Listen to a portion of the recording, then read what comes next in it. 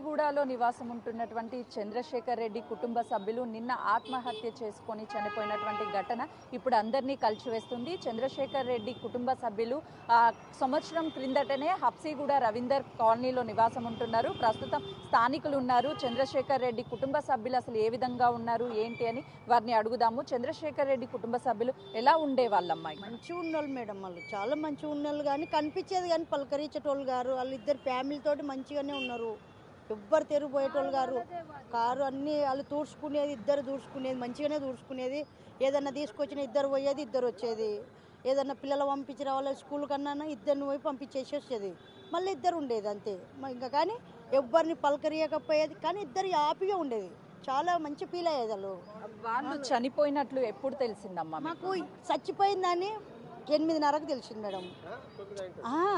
7:30కు పిల్లలు రంతి తినిపించిండ్రు. 8:30 లోపల మొత్తం చచ్చిపోయిందని తెలిసిపోయింది. అంటే అరుపులు వచ్చేటప్పుడు మీకు అనుమానం రాలేదా?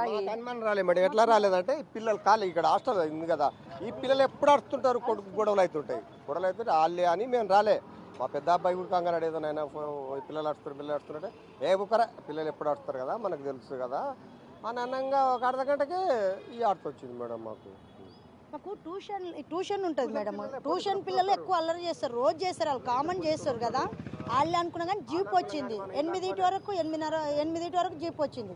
అమ్మ జీపు చాలా అంటే మామూలుగా అప్పుడప్పుడు వచ్చి జీపులకు ఆపుతారు, పోలీస్ జీపులు ఆపుతారు డిపార్ట్మెంట్ వాళ్ళు. తెలుస్తుంది అంటే ఇంకా ఎప్పుడు ఇట్లకెళ్ళి ఏమన్నా జరుగుతుందని వచ్చేసి చూస్తారు అన్నట్టుగా. వాళ్ళు ట్యూషన్ పిల్లలు ఉండి వస్తున్నారేమో నాని, ఎందుకు రారా లోపలికి రారా అని నేను అరగంట నిలబడ్డా.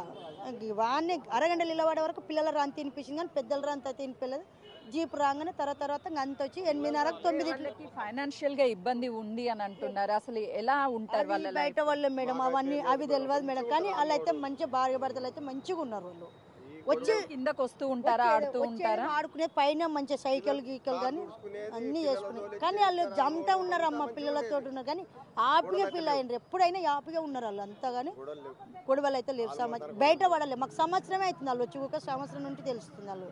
నేను ఉండబట్టి 15 సంవత్సరాలు అవుతుంది ఆ బిల్డింగ్లో ఉండబట్టి. ఇక్కడ ఉండబట్టి మొత్తం 28 ఏళ్ళు. గొడవలు అయితే లేవు మేడం. ఎందుకు గొడవలు అయితే ఆల్మోన్ మధ్యాహ్నం లేవు. కారు దుడుచుకునేది, పిల్లల తోలి వచ్చేది, ఇద్దరు మంచిగా కిందికి వచ్చేది, ముచ్చట పెట్టేది, కూరగాయలకు ఇద్దరు పోయేది, ముచ్చట్లు గొడవలు లేవు. అంటే వాళ్ళు ఫైనాన్షియల్ గా ఇబ్బంది వల్లే పిల్లల్ని చంపేసి వాళ్ళు కూడా చనిపోయారంటున్నారు. ఫస్ట్ ఎవరు సూసైడ్ చేసుకున్నారు ఏంటి అవన్నీ తెలియదు మేడం. పిల్లలు అర్పిన పడేది కానీ మాకు ఎవరు చచ్చిండ్రు ఎవరు చంపిండ్రు అనేది మాకు తెలియదు. తెలిస్తే మేము అప్పుడే ఉరుకుదాం.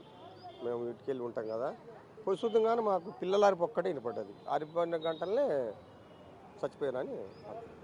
పిల్లల్ని ఉరివేసిన తర్వాతనే తల్లిదండ్రులు ఉరివేసుకున్నారు. ఫస్ట్ పిల్లల రంతి తినిపించి మేడం. పిల్లల రంతి తినిపించినాకనే ఏమైందని నిలవడానికి అరగంటకు తల్లిదండ్రులు చచ్చిపోయినని న్యూస్ వచ్చింది కిందికి పేపర్. అంతే. మొత్తం 8:30 లోపల 9 లోపల అయిపోయింది వాళ్ళది.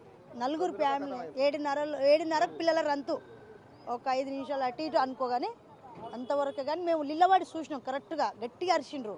ఏంటి దాన్ని చూస్తే కిటికీల లైట్లు వెలుగుతున్నాయి. అంతా మానేయలే మేడం. ఆమె చేస్తూనే ఉంది. ఆమెకు తెలియదు. ఇప్పుడు వచ్చిన దగ్గర తెలియదు ఆమెకు.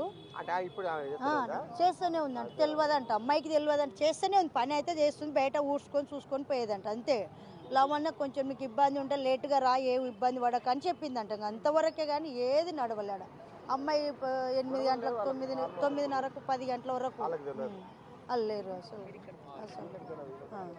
ఇంతవరకే మేడం. ఏం లేదు అలా ఫ్యామిలీ విషయంలో అయితే బయట వాళ్ళే. మాకైతే తెలియదు. కానీ హ్యాపీగా మాట్లాడుతున్నాం కదా, హ్యాపీగానే అనుకుంటాం. కానీ అంత ఏమైనా గొడవలు అయితే పలానా రోజు గొడవ అయిందని చెప్పొచ్చు, దానికి ఏమి ఇబ్బంది లేదు. కానీ అవి అయితే బయట వాళ్ళే. సంవత్సరం అవుతుంది వాళ్ళు వచ్చి.